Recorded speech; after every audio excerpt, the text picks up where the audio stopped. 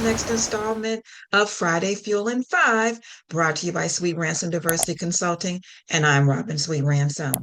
Earlier, I dropped a short advising leaders to consider some things before they fire or terminate an employee. So I'm going to give you some more on that.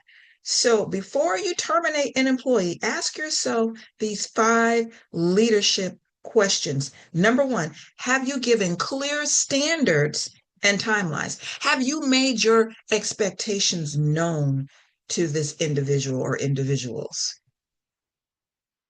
Because sometimes, if we're not careful, we can ding people for not meeting expectations we didn't even let them know that they're supposed to be living up to. So make sure you have made your expectations clear and they understand them. And then number two, is this a performance issue or a communication gap? Right? This goes along with the first question. Sometimes things can get lost in translation, so to speak. So are you sure that you are on the same page with them? And then number three, did you coach them or only correct them? There's a difference. There's a difference between coaching and giving feedback. When we're giving feedback, we're just letting someone know, okay, you did this right. Now you could have done this better.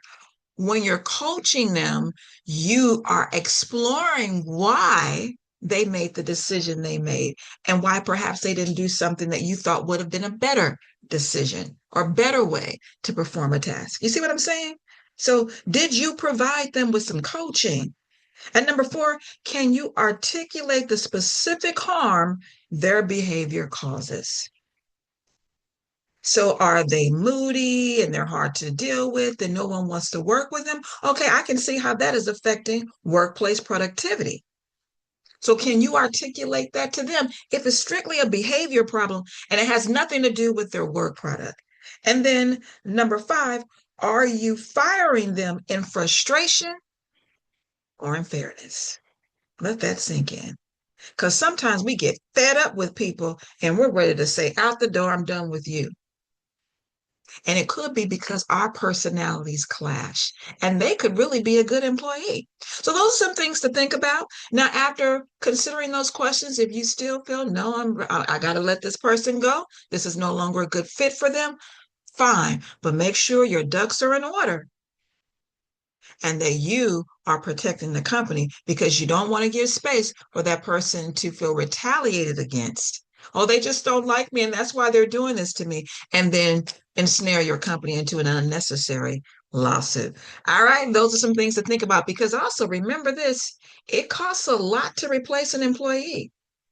And so if you've already invested a lot in an employee, you want to think twice before letting them go. All right, that's it. Jump on over there to my website, sweetransomdiversity.com, and look at my workplace insight blogs. I drop something new and fresh every Monday. All right, see you soon on the next installment of Friday Fuel and Five.